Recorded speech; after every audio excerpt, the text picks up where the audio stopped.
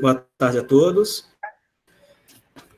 Vamos dar início, então, a mais uma sessão do Lógicos em Quarentena. Em nome da Sociedade Brasileira de Lógica e do Grupo de Interesse em Lógica da Sociedade Brasileira de Computação, queria agradecer imensamente ao José Siqueira, que aceitou esse convite de dar essa palestra, e agradeço a todos pela participação. José, muito obrigado.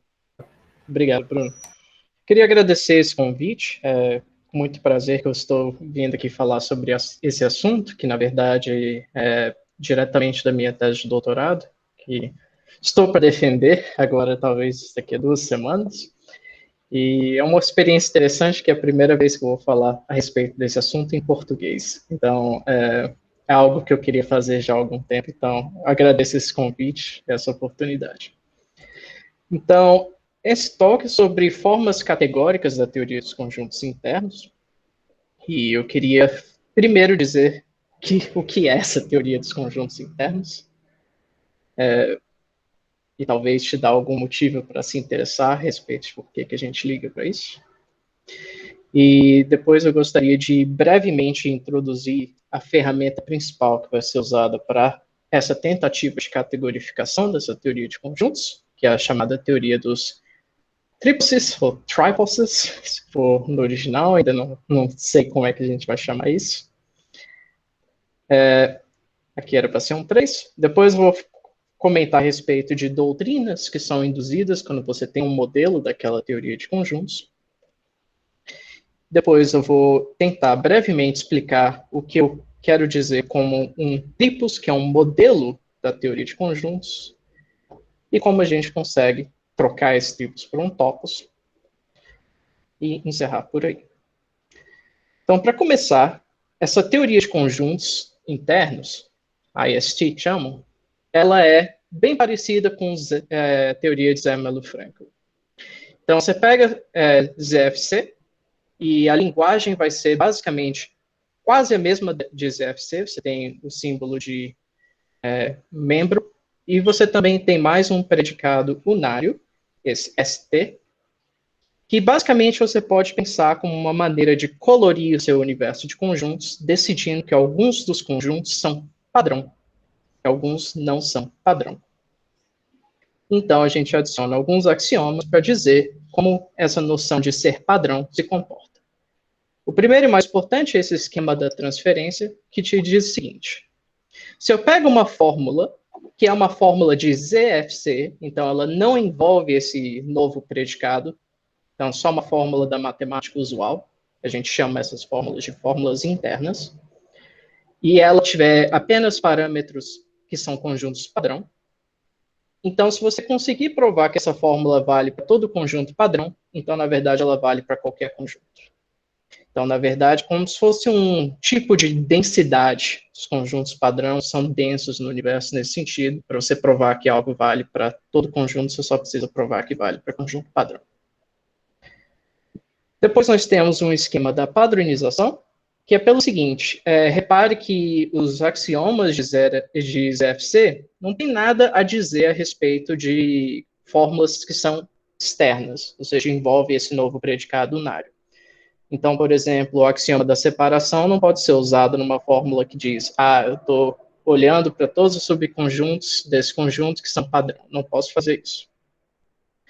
Mas eu tenho essa alternativa, que é a próxima coisa, a melhor coisa que você pode ter, que é o seguinte: se eu pego uma fórmula qualquer e eu pego um conjunto padrão, então existe um único subconjunto padrão, cujos elementos padrões são exatamente os que satisfazem a fórmula. Mas eu não sei nada a respeito dos elementos que não são padrão. José? Sim? Tem uma pergunta da Valéria. O que é uma fórmula interna? Eu acho que eu cheguei a mencionar, mas só recapitulando, a fórmula interna é uma fórmula de ZFC, uma fórmula da matemática usual que não usa esse novo predicado de padrão. Então, tudo que você tem de matemática usual na linguagem de ZFC. Nada. E o último é o esquema da idealização, que é um pouquinho estranho, mas ele te diz que você tem uma relação entre conjuntos que é interna. Então, para provar que você tem um conjunto que se relaciona a todo conjunto padrão, você só precisa mostrar que, na verdade, se você fixar uma lista finita padrão, então tem um conjunto que se relaciona a todos os elementos dessa lista. Então, uma espécie de, novamente, compacidade aqui. Você consegue reduzir a verificar isso apenas para listas finitas padrão. Então, que tipo de coisa que você faz com essa teoria de conjuntos? Ela foi inventada para que as pessoas pudessem desenvolver matemática, na verdade, análise não standard, de maneira mais fácil. Então, isso é para ser uma sintaxe que facilita para matemáticos que não são versados em lógica, como você faz para desenvolver análise não standard. Então,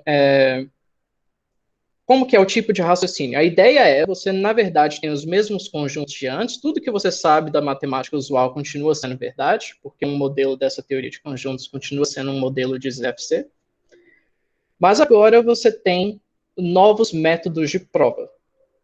E tem um teorema legal que garante que não temos problema nenhum, que é essa teoria de conjuntos nova é uma extensão conservativa de ZFC. O que isso significa? Que se eu pegar um teorema de ZFC, então um teorema, e o teorema em si não tem nada envolvendo o conjunto padrão, nada disso. Eu estou pegando um teorema da matemática usual. Se eu tiver uma prova desse teorema na teoria dos conjuntos internos, então, na verdade, existe uma prova em ZFC. Então, isso está me dizendo, eu não estou provando nada novo nesse sentido, em relação aos teoremas que são na linguagem de ZFC, mas eu posso me dar ao luxo de usar esses métodos de prova com transferência, estandarização, idealização, à vontade. Não tem problema nenhum.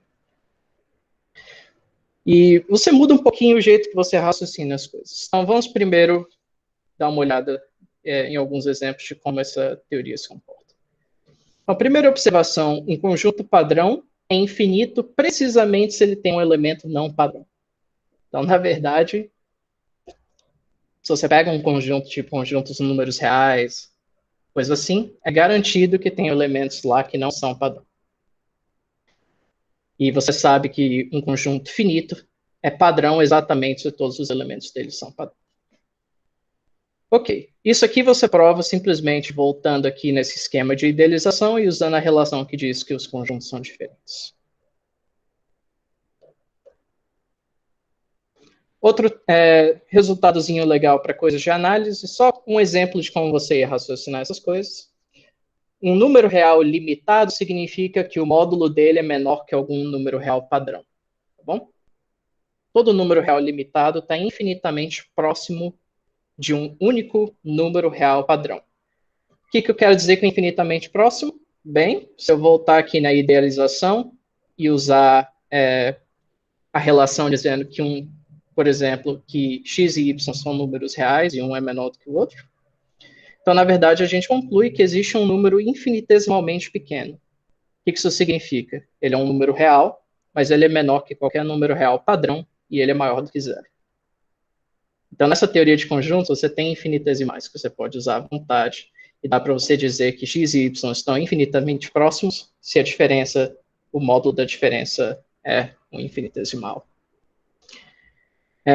E todo número real limitado está infinitamente próximo de um único real padrão, que a gente chama da parte padrão desse número. E a graça de ter essas noções é que certos teoremas clássicos de análise ficam extremamente simples de provar agora que você tem essas novas ideias e ferramentas. Então, por exemplo, a gente sabe que se a gente tem uma função contínua num conjunto fechado e limitado, então ela é uniformemente contínua. Como é que a gente mostra isso? Bem, por transferência, basta eu provar que isso é verdade para funções padrão e o conjunto E sendo padrão.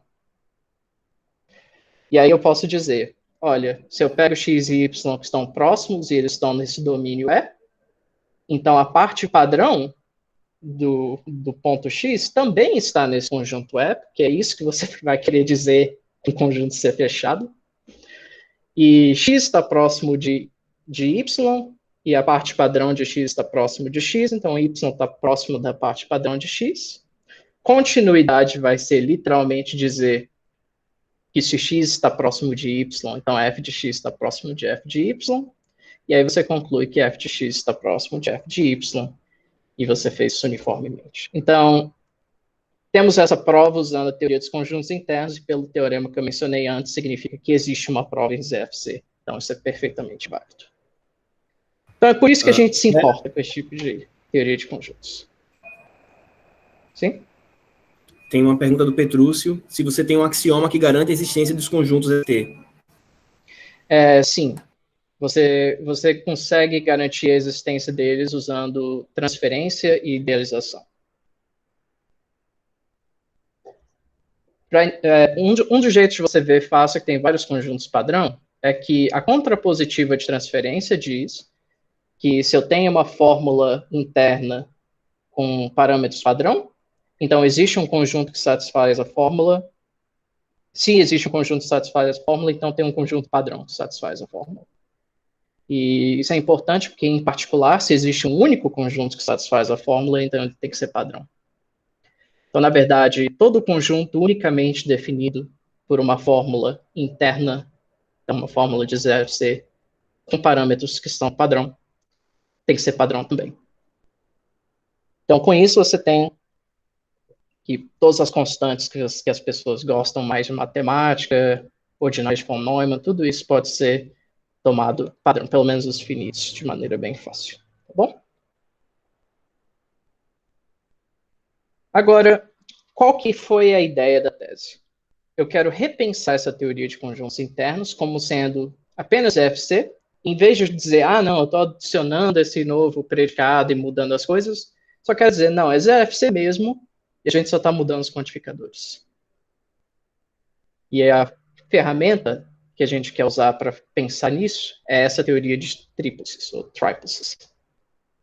Então, eu vou tentar dizer, não se assustem com isso aqui, vamos tentar dar uma ideia um pouco mais intuitiva. Um triples, uma categoria, é uma hiperdoutrina de primeira ordem com predicado genérico. O que isso significa? Eu tenho um pseudofuntor, então o que isso está fazendo é, para cada objeto na minha categoria C, ele está me dando uma pré-álgebra de Heyting. Então, é o equivalente de pré-ordens para álgebras de Heyting. E eu quero pensar na pré-álgebra de Heyting associada a um objeto A como sendo a álgebra dos predicados sobre A. E eu quero que eu tenha a capacidade de formular lógica em cima disso. Então, a ideia é, para cada morfismo na minha categoria, eu tenho um funtor de substituição, que vai de predicado sobre B para predicado sobre A, e isso preserva a implicação de Heyting. E eu também quero que cada um desses funtores de substituição tenha um adjunto tanto à esquerda quanto à direita, que fazem o papel de quantificação. E eles satisfazem as condições de Beck-Chevalley, que é apenas uma espécie de condição de coerência para garantir que esse meu funtor PF se comporte como uma substituição. Basicamente isso que ele está fazendo. E dizer que ele tem um predicado genérico é o seguinte. Existe algum objeto lá na minha categoria base e de modo que qualquer outro predicado que eu pegue tem um morfismo classificador, de modo que se eu substituir o predicado genérico usando esse morfismo classificador, eu obtenho algo isomorfo ao predicado que eu tinha. Então, isso está fazendo o papel, para quem está familiarizado com topos, de um classificador de subobjetos.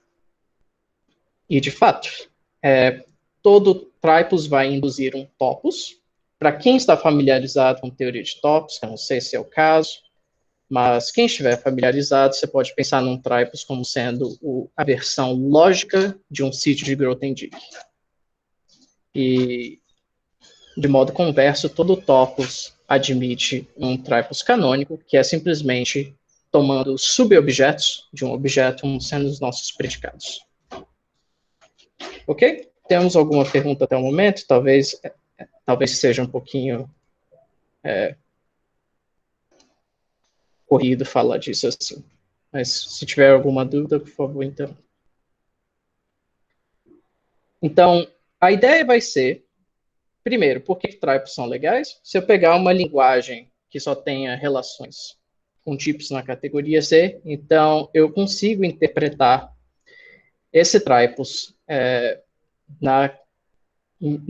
essa linguagem no meu tripos.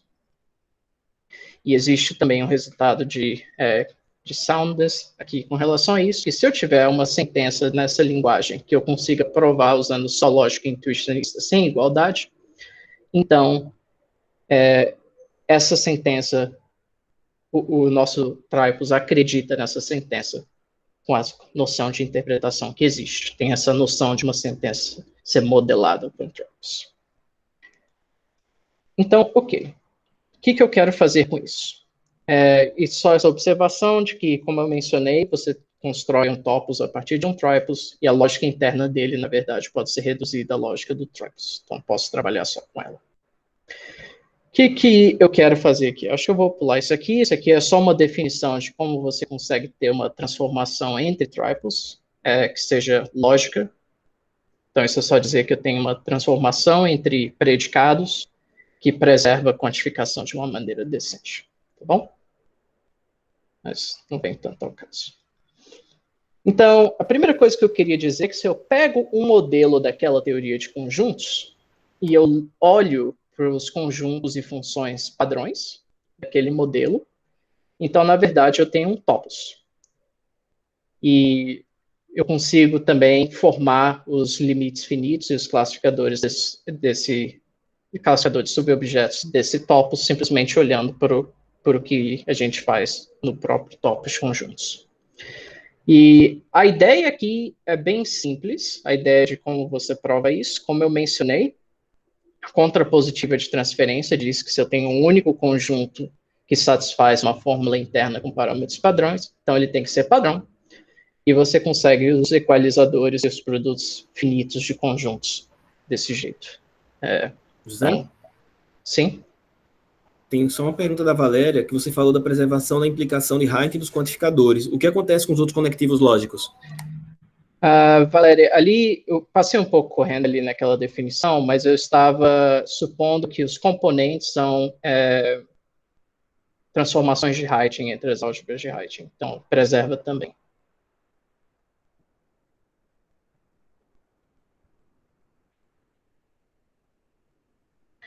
Então, ok. A gente consegue extrair esse topos dos conjuntos que são padrão. Quando eu tenho um modelo só de ZFC e transferência, não preciso dos outros axiomas para isso. E a ideia é que eu vou conseguir construir 3 doutrinas em cima desse modelo.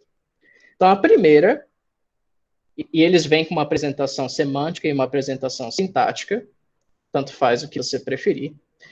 O primeiro tem a apresentação sintática de dizer que ele é o tripos sobre esse topos de conjuntos padrão, das fórmulas delta zero internas, com parâmetros padrões.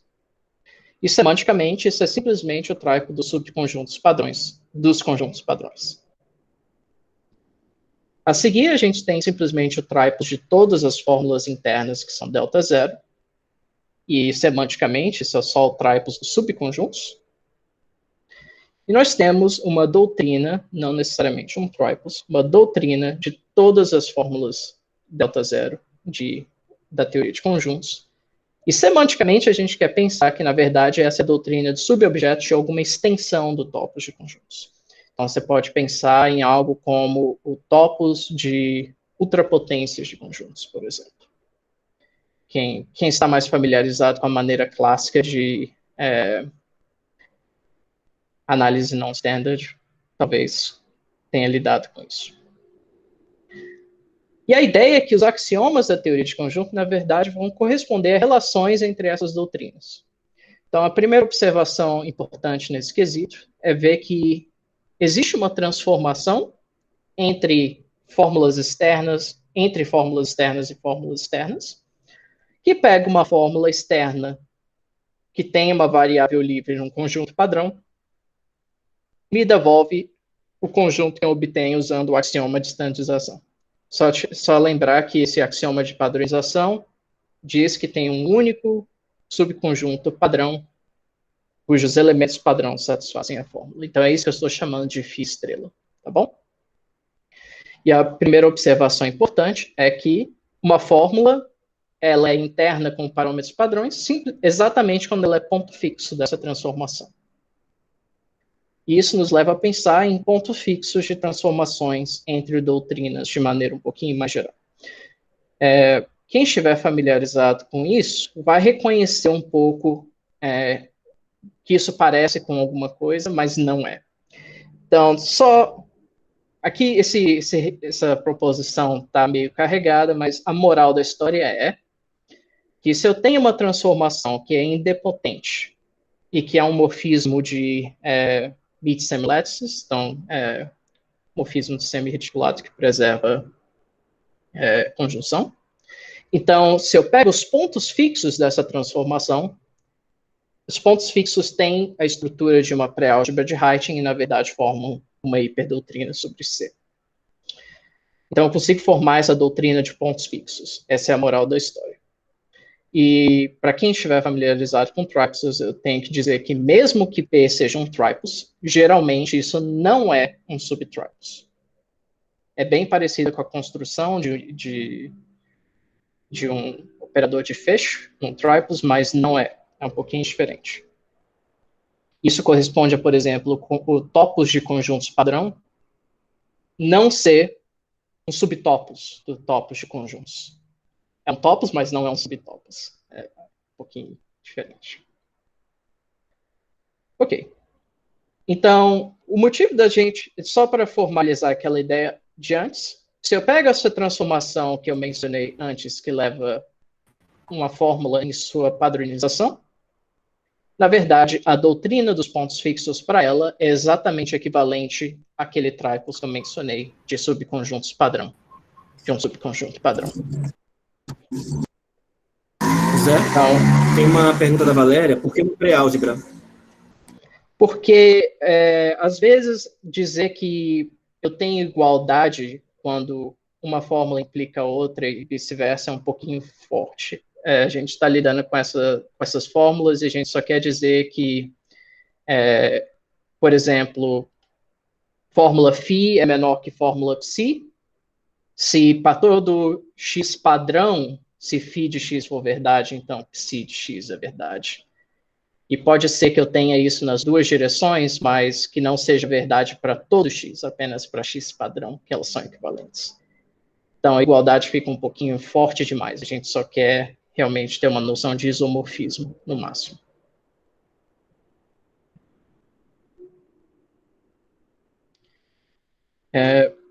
Então, essa ideia nos leva a uma definição. Então, a gente conseguiu recuperar, no caso lá com essa transformação que a gente pega de um modelo, a gente conseguiu recuperar o triples dos subconjuntos padrão. Então, vamos tentar trazer isso para o abstrato. Se eu pego uma doutrina P, eu vou chamar um operador de padronização na doutrina P, uma transformação indexada com as mesmas propriedades que eu tinha antes, então ela é idempotente e é um morfismo de semi-reticulados, e que satisfaz, essa vai ser uma condiçãozinha técnica que a gente vai ver mais adiante porque é importante, a fórmula de reciprocidade, então uma espécie de reciprocidade de Frobenius, mas relativa à implicação de Heyting. Então, se eu tomo a padronização da implicação entre algo e uma padronização, é a mesma coisa que a implicação das padronizações. Essa propriedade é imediata para a padronização anterior, simplesmente vinda da teoria de conjuntos, porque lá ela simplesmente preserva a implicação, mas pedir para preservar a implicação é forte demais. Acaba excluindo exemplos importantes. E no final das contas, a propriedade que você precisa é essa daqui. A gente vai ver adiante por que a gente quer isso. Então, com isso, eu tenho a minha versão categórica de padronização para hiperdoutrinas arbitrárias. Simplesmente tem um operador de padronização. E transferência?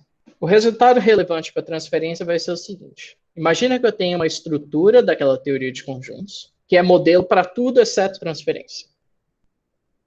Então, dado umas certas condições técnicas que não são muito importantes, então eu consigo mostrar que U é modelo para transferência precisamente quando eu tenho um chamado morfismo geométrico aberto e dominante entre duas daquelas doutrinas que eu introduzi no início. Então, novamente, transferência passa a ser expressa em termos de uma relação entre essas duas doutrinas.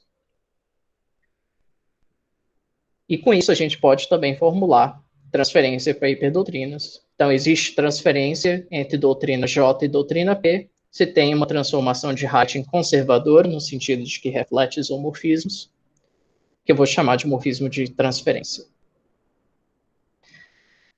E existe também uma versão de idealização, em termos das propriedades da doutrina P, que moralmente é simplesmente você fazer as interpretações certas das coisas e expressar idealização na linguagem da doutrina P, usando a noção de finitude de Kuratowski, o que dá para você fazer se você tiver um topos, se a sua doutrina for sobre um topos. Mas eu não quero entrar nesses detalhes, porque ia levar muito tempo para falar disso. Então, você combina essas coisas e, essencialmente, você tem a noção de um modelo de Tripos para essa teoria de conjuntos. Tem mais alguns detalhes técnicos que eu vou deixar de lado aqui. Mas os resultados importantes para isso são os seguintes. Então, tem um lema dizendo que se você tiver um Tripos que satisfaça todas aquelas coisas, então você tem um morfismo de transferência, você tem um operador de padronização, e de algum modo eles são compatíveis um com o outro. Então, na verdade, o seu Tripos acredita na teoria de conjuntos internos dentro da lógica dele. É basicamente essa a moral da história.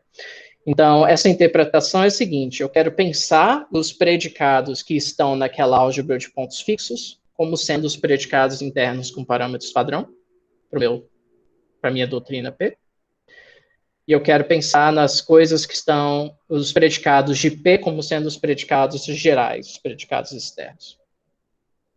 E com isso, eu consigo escrever esse para todo padrão aqui como sendo uma abreviação para uma certa coisa que eu posso escrever em termos do morfismo de transferência.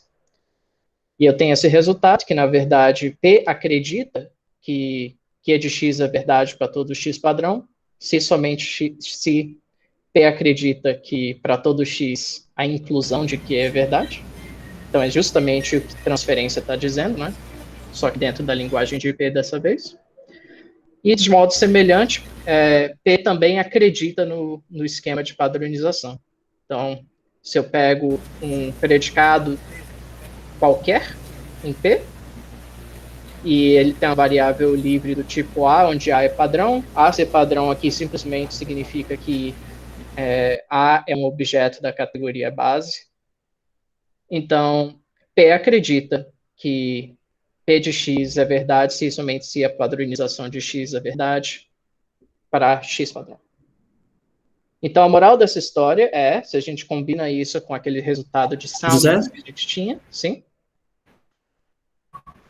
Caiu? Desculpa, teve só um probleminha na sessão. Você pode cancelar a apresentação e pôr de novo, por favor, para as pessoas poderem ver que ficou em background para algumas pessoas. Ficou em background. Ok, vou tentar compartilhar aqui de novo. É só compartilhar novamente que volta ao normal. Desculpa o incômodo. Não, sem problema. Estão conseguindo ver direitinho?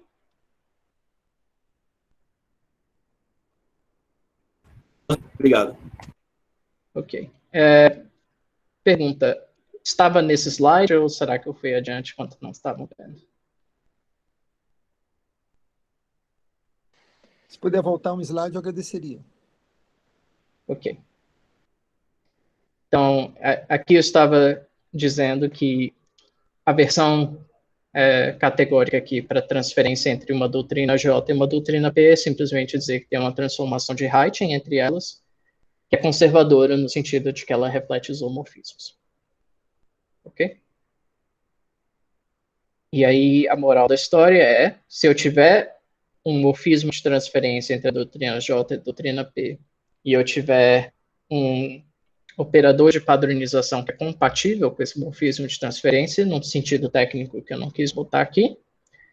Então, eu consigo essa noção de um modelo de triplos para a teoria de conjuntos, e a lógica interna dessa doutrina P acredita em transferência e padronização.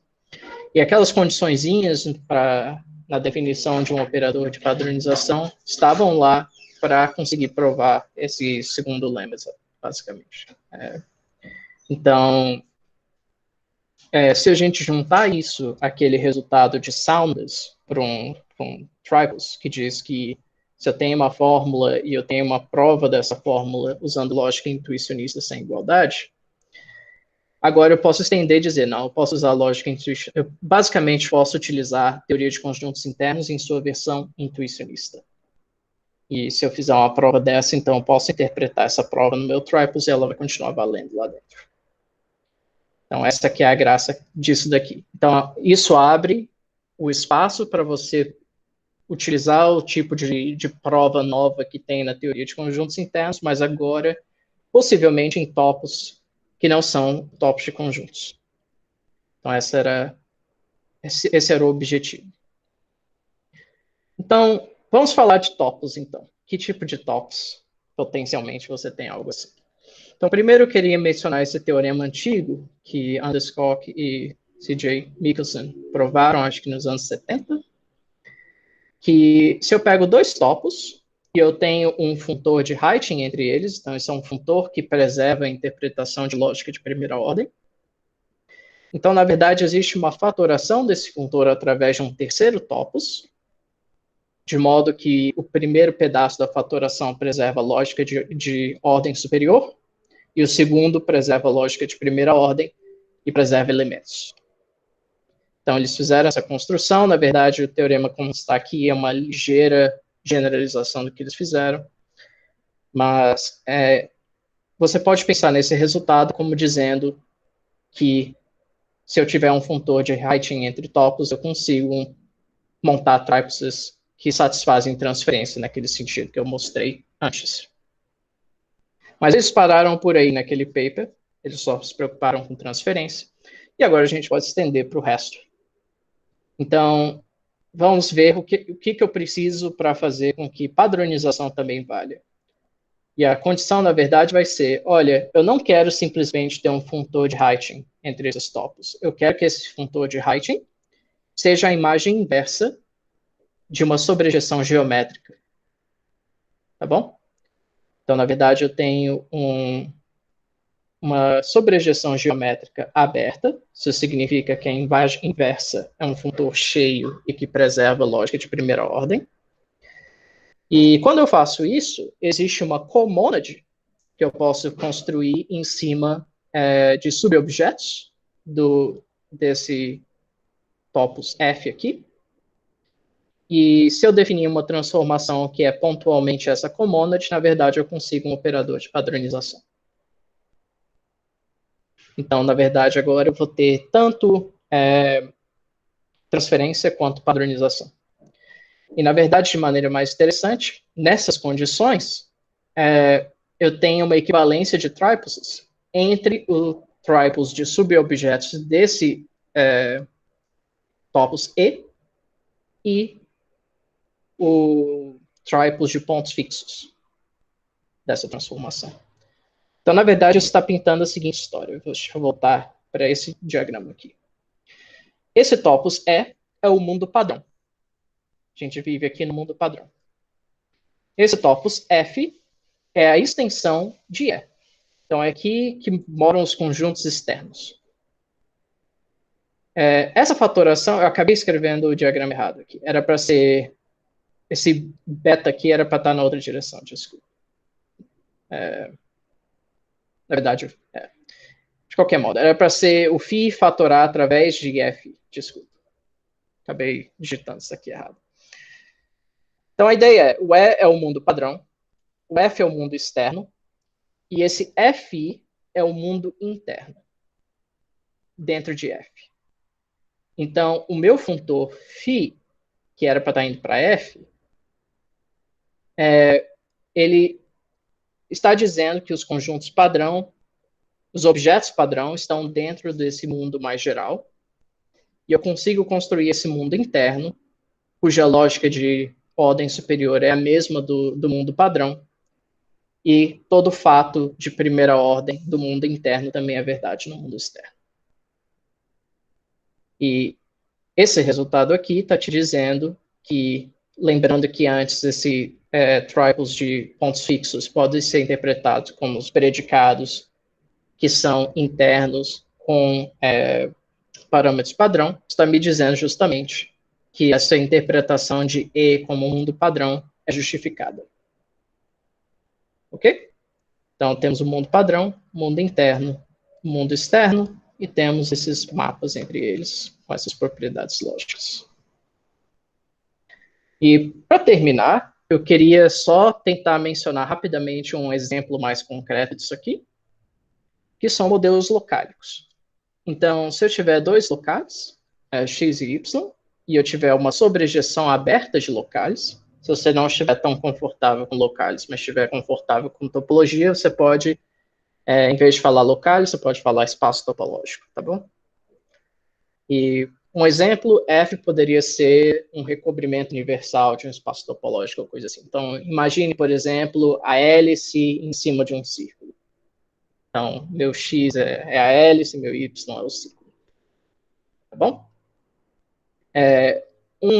Um fato importante é, toda vez que eu tenho uma função contínua entre espaços topológicos ou entre locais, eu consigo um morfismo geométrico entre os topos de feixes. E aqui, se eu tiver uma sobrejeção aberta de locais, eu vou conseguir uma sobrejeção geométrica. E se esse morfismo for aberto, eu também vou ter uma sobrejeção geométrica aberta entre os topos de feixes, que é a situação que a gente tem aqui. E aí, o que acontece se eu tentar traduzir aquelas noções para esse exemplo particular? Um feixe padrão vai ser um que é isomorfo à imagem inversa de algum feixe sobre Y. Então, as seções de um feixe padrão sobre X são dadas localmente por seções de um único feixe sobre Y. E quanto à padronização? Elas são localmente dadas por seções da imagem direta do subfeixe, que, por sua vez, são as seções do feixe padrão que surgem através de colagem de seções do subfeixe. E, finalmente, os subfeixes internos de um feixe padrão são localmente dados por subfeixes de truncamentos do feixe padrão, lá no mundo padrão. Então, tem essas relações de como essas noções se dão de maneira um pouco mais concreta. Nós estamos falando de feixes que, por acaso, são localmente provenientes de informação lá do mundo padrão. Mas o que é importante você lembrar é que quando eu faço a inclusão de um conjunto padrão no mundo externo, uma série de elementos não padrão podem existir. Então, por exemplo, se eu tenho um subconjunto padrão S de X, e eu só olhar para ele no mundo padrão, eu só vou ver os elementos padrão dentro. Mas se eu fizer uma imersão desse meu subconjunto dentro do universo maior de todos os conjuntos, agora esse meu subconjunto padrão subitamente pode ganhar uma pancada de elementos que não são padrão. Então, é daí que vem a parte interessante da coisa. E eu vou deixar por aqui. Aqui tem algumas referências, então quem tiver interesse em ver esse resultado de topos de fatoração do Koch-Mixon, tá aí a referência, Tops Theoretic Factorization of Non-Standard Extensions. O artigo original que o Edward Nelson introduz essa teoria de conjuntos internos é esse aqui. Ele é bem interessante de você ver, porque além de introduzir a teoria e mostrar, ele tem um apêndice com a demonstração de que é uma extensão conservativa de ZFC. Ele também faz bastante aplicação da teoria para provar coisinhas de probabilidade e análise. Então, talvez possa ser interessante para você pegar um pouco de noção de mão na massa de como é que usa isso. A teoria de triples foi introduzida na tese do Andy Pitts, mas o artigo que tem essa... Na verdade, o artigo saiu antes da tese em si, mas foi desenvolvido na tese. Mas o basicão e as definições de teoria de triplos estão nesse artigo. E todo o resto são coisas da minha tese que ainda não está publicada. Mas obrigado a todos. Agradeço a atenção e essa oportunidade de falar com vocês. Obrigado, José. Bom, como de costume, a gente agora tem tempo para perguntas, interações, questionamentos. Se alguém tiver alguma pergunta, por favor, se manifeste.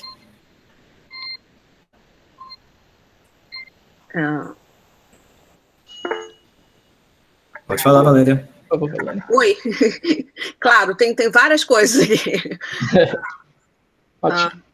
A primeira coisa é que eu estou discordando dessa história de comônade. No meu léxico devia ser comônada. Já existe na filosofia mônada do Leibniz e tal. Nada, isso era uma coisa que eu não tenho certeza de que tinha ficado. Ok, comônada, né? Mas para continuar com o pessoal da filosofia, né? Mas assim, o que eu não entendi nada foi a parte dos pontos fixos, José. Então, eu queria tentar falar para você o que eu entendi, para ver se está correto ou não. Então, assim, a ideia básica é essa, que nem a de análise não standard, que os cálculos com análise não standard, do mesmo jeito que os cálculos com essa teoria de conjuntos não standard, são mais fáceis. Então, a gente quer fazer contas fáceis, então, por isso você quer fazer a versão categórica da AST, que é a teoria de conjuntos internos, certo? Mas tem umas coisas aí que não estão cabendo na minha cabeça, porque a ZFC é clássico, enquanto que as suas teorias todas são intuicionistas. Como é que está resolvendo isso? Na verdade, você pode... Você quer a segunda pergunta ao mesmo tempo, pode, ou você quer uma de cada vez? Desculpa, é que a conexão cortou por um segundo aqui.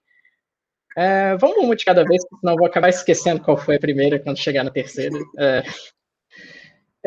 A teoria, como foi desenvolvida pelo Nelson, realmente era em cima de ZFC clássico. Mas, na verdade, você pode desenvolver isso na versão intuicionista de ZFC. Porque, claro, você vai perder algumas coisinhas, e certas coisas ficam mais difíceis, mas não tem nada sobre os axiomas que foram introduzidos de transferência, padronização e idealização que use coisas tipo terceiro excluído, ou escolha, ou coisa assim. Então, você pode, na verdade, só pegar Zé Melo Franco intuicionista e fazer em cima disso. Certo. Isso é um pouco surpreendente para mim, porque eu achava que, assim, em geral, quando você quer fazer a versão construtiva das coisas, você acaba tendo uma porção de coisas diferentes, né? Mas acho que nesse caso você não está fazendo uma versão construtiva, você está simplesmente não usando escolha, né? Não usando o ser. Então, você está se você não, o Nelson, né, está se restringindo ao ZF, né? Não tem... É isso? Tem algumas coisas em que tem fragmentos das coisas. Na verdade, realmente, quando você pega o paper dele, você tem que minuciosamente ir separando, assim, onde que, na verdade, ele está usando ZF, e onde que ele está... Pelo menos ele teve o cuidado de dizer em certas situações onde tem escolha, você só tem que se preocupar com algumas outras coisas, tipo terceiro excluído e tal. Mas acaba que, para aplicações, talvez essas coisas importem mais, mas para o núcleo da ideia da teoria não é importante essas coisas. Na verdade, você podia simplesmente pegar uma teoria de conjuntos muito mais bare bones, digamos assim, pega uma teoria de conjuntos à la Lovier mesmo, e dá para você desenvolver essas coisas do mesmo jeito. Ok, a segunda coisa que eu não entendi foi essa história do seu diamante, né? Essa história de onde é que vem os... Eu sei que você falou, mas eu não entendi. A história dos pontos fixos, por favor. Sim. De onde é que eles vêm? Então, Isso. Então, a origem de por que pensar nesses pontos fixos era o seguinte. Então, vamos voltar ao que diz o axioma de padronização. Ele diz o seguinte. Digamos que eu peguei um conjunto padrão. Vamos chamar ele de A. E eu pegue uma fórmula que tem... Uma fórmula qualquer. Pode ser externa, pode ser interna. E ela tem, digamos, uma variável livre que é de tipo A. Tá bom? Então, tem uma phi de x. Então, na verdade, existe um único subconjunto de A com certas propriedades.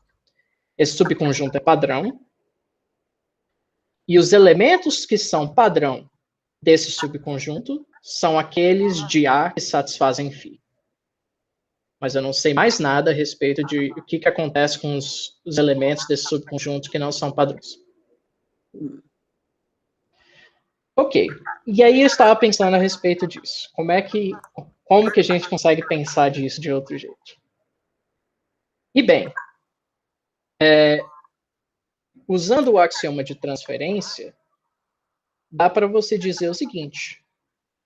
Os subconjuntos de A que são padrão são exatamente aqueles que são iguais à sua própria padronização. Certo. Faz sentido. Então, eles são pontos fixos da transformação de padronização. E aí você pensa, olha, ponto fixo dá para a gente levar em abstrato, porque a gente tem coisas tipo subtriplos, já que são construídas desse jeito, então talvez, essa foi a ideia original, talvez o análogo abstrato de fórmula interna com parâmetros padrão sejam os subtriples da doutrina de coisas externas. Então, esse era o pensamento original. E aí, quando eu fui tentar realmente provar isso, eu reparei, quase, mas não é um subtriples. As condições são ligeiramente diferentes. Então, acaba que você exigir coisas como, o operador deve preservar implicação, isso é muito forte. E acaba que você não precisa de tudo isso. E a prova é bem parecida com a prova de que um operador de fecho num triples dá um subtriples, mas tem que fazer certas modificações para acomodar essas mudanças. E no final você obtém alguma coisa que ainda é uma hiperdoutrina, mas não é um triples necessariamente. Às vezes é, às vezes não é. E peraí, onde é que a comonad aparece aí? Porque comonadas... Como um exemplo. Foi só um exemplo. Acaba que, no caso de tops, se você pega um morfismo geométrico aberto e sobrejetor, então, na verdade, você tem, a nível de subobjetos, você tem mapas que, na verdade, têm adjuntos, né? Porque o morfismo geométrico é aberto. E aí, o que acontece? Um dos mapas simplesmente pega um subobjeto S e leva para o subobjeto imagem inversa de S. E o outro, você aplica a imagem direta e toma o pullback em relação à unidade. Uhum. E esses dois mapas são adjuntos. E eles formam uma comonad. E essa comonad é um exemplo de operador de padronização no sentido anterior. Certo. Então tá, então volta lá um pouquinho. Você tem, então, idealização, padronização e transferência, e a padronização é que nem uma adjunção quando a gente transforma em teoria de categorias, certo? Nesse exemplo de topos, sim. Na verdade, aí que está a diferença que eu mencionei, que os pontos fixos não são um subtriples. Porque se eu tivesse um subtriples, a inclusão ia ter um adjunto. Mas nesse caso, a inclusão nem sempre tem um adjunto. Aí que tá. Então, nesse exemplo do topos, eu realmente consigo desse jeito, mas em geral não é verdade. Depende de casos particulares. Voltando para a teoria de conjuntos, o que você acha que isso significa? Eu acho que o que está acontecendo no caso da teoria de conjuntos é que quando eu pego vou dar uma resposta razoavelmente técnica e a outra é uma resposta que eu acho mais ou menos de intuição. Você sabe que eu não entendo nada disso, isso é só... Você pode só me dar... Sim, só para você ver os pensamentos. Quando eu falo técnica, eu só quero dizer que eu mencionei que dá para você retirar só os conjuntos e funções que são padrão e formam topos. Uhum. Esse topos não é um subtopos do topos de conjuntos. Então, assim, o morfismo geométrico não é uma injeção geométrica. É apenas um funtor de inclusão que cria limites finitos e classificador de subobjeto, mais nada. Não tem adjuntos, necessariamente. Então, eu acho que, no fim, é isso que está acontecendo e não poderia ser diferente, pelo seguinte, e aqui que vem a parte que eu acho de mais intuição. Porque todo modelo de IST também é um modelo de ZFC, certo? Portanto, o topos de conjuntos vai existir e vai ser um two-valued topos. Então, não tem muito espaço para você ter subtopos e coisas assim. Então, na verdade, as coisas interessantes que dá para você montar tem que vir de algo que não seja dessa forma, de criar um subtriples do tripe geral. Então, eu acho que o que está acontecendo nesse exemplo é que simplesmente não cabe subtriples interessantes. E nesse caso, esse negócio é interessante. Então, certo. Muito interessante, muito interessante. A pergunta que se mantém é se essa história de não caberem os fenômenos interessantes tem a ver ou não com construtivismo ou não. Com certeza tem alguma coisa a ver, porque o motivo de ser um two-valued topos vem justamente de propriedades que a teoria de conjuntos tem, que são bem fortes. Assim, se você pega, em vez de pegar um modelo de ZFC, se você pegasse um modelo da teoria de conjuntos do Lovier, por exemplo, você pode passar a ter espaço para ter mais coisas, dependendo de quão basicona é a sua teoria de conjuntos, né? Então, se você pensar uma teoria de conjuntos como sendo um topos que não é necessariamente well-pointed, aí você já passa a ter mais espaço. Como é que chamaria well-pointed em português? Bem pontuado? Não sei. Não soa bem. Topos bem pontuado. Eu acho que funciona assim. Well-pointed, bem pontuado. Porque a gente não tem o verbo pontuar. Assim, a gente tem o verbo pontuar para fazer um ponto, não para ter um ponto, né? Que é o caso do inglês, né? O well-pointed é porque tem vários pontos, né?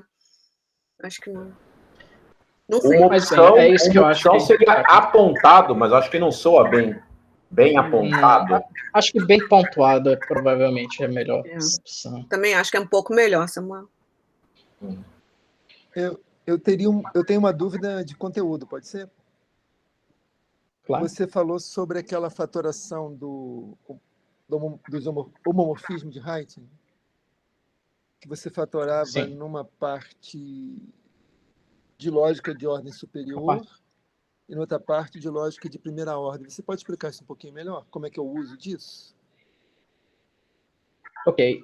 O que significa então, ser uma parte de ordem superior? Essa mais ou menos que é a pergunta. Ok.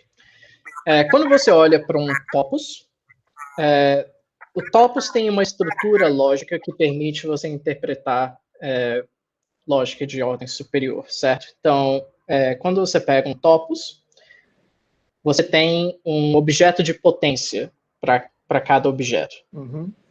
E que dá para você usar para fazer essa interpretação de ordem superior.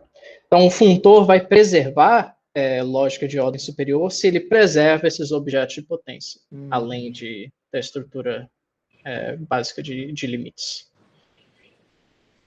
Ok? Entendi. Sim. E a segunda parte da fatoração não necessariamente satisfaz isso. Ok, ficou claro. Obrigado.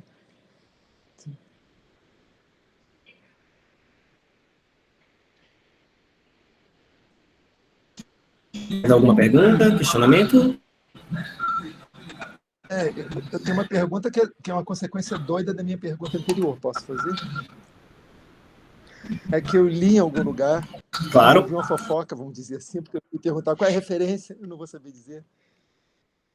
Na verdade, eu acho que eu tenho uma lembrança que foi Kiesler que discutiu essa questão sobre você poder interpretar análise não padrão numa lógica de ordem superior.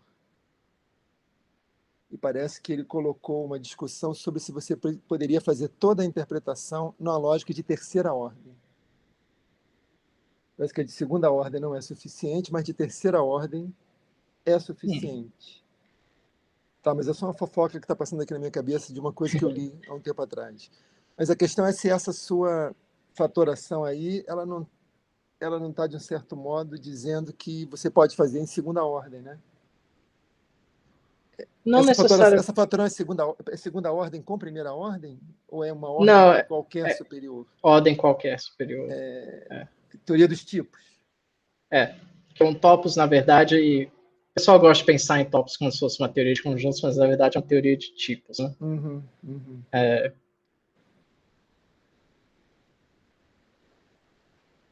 Eu achei interessante isso que você mencionou de terceira ordem. Eu tô tentando imaginar como que seria... se você tiver interesse, eu posso procurar as referências para te mandar. Essa foi uma referência que eu li há um tempo atrás. Uma curiosidade, eu não estava pesquisando nada sobre isso, não.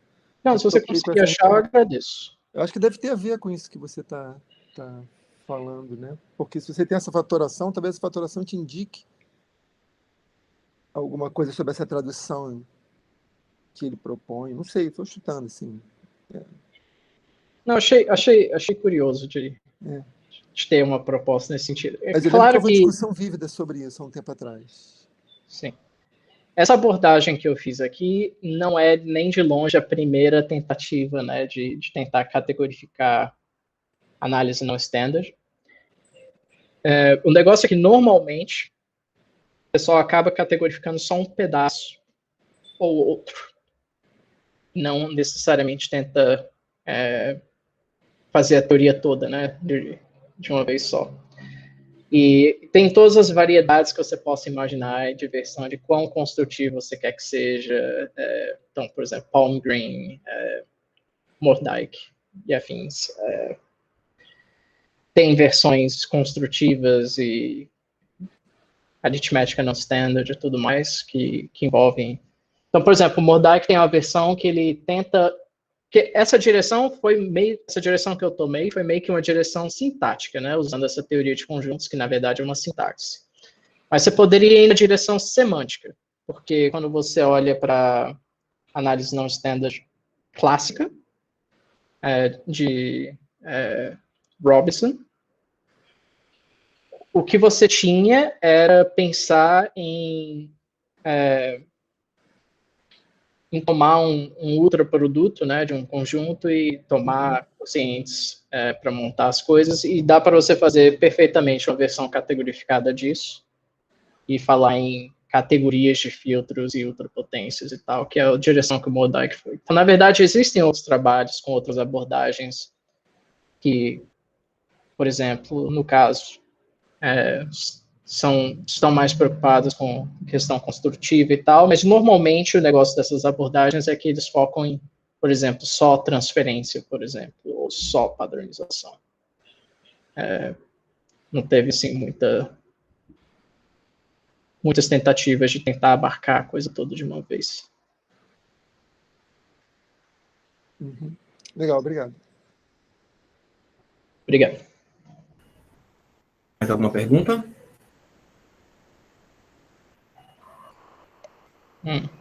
O Bruno está só falando que point às vezes é traduzido como pontilhado. Bem pontilhado, topos bem pontilhado.